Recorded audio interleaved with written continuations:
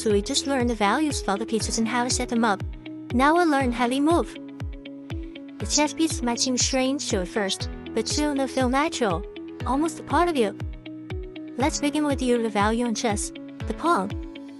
Individually, pawns are the least powerful of all pieces, but there are more of them on the board than any other piece, so it's essential to learn how to use them in coordination.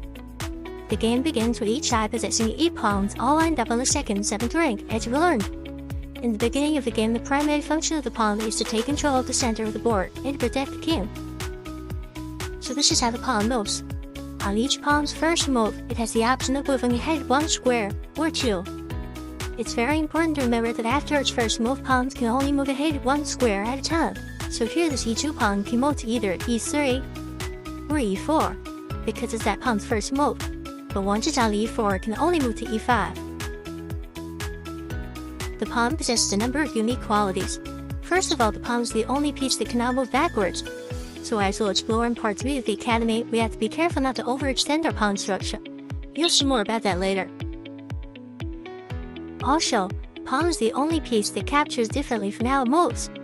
Pawns move straight ahead, but they capture diagonally. This is tricky. So in this position, the white d3 pawn can capture black's pawn on c4, but not the black pawn on d4.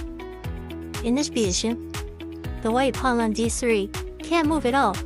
It's blockaded by the black pawn on d4, and there's nothing for it to capture. Despite being small, each pawn has enormous potential. The pawn's greatest power is called promotion. Anytime a pawn successfully journeys to the end of the board, it can transform into any other chess piece on the board, except for the king, of course. A queen, rook, knight, or bishop. We almost always promote into a queen, but there are rare exceptions which I'll show you a bit later. Highlight all the legal pawn moves.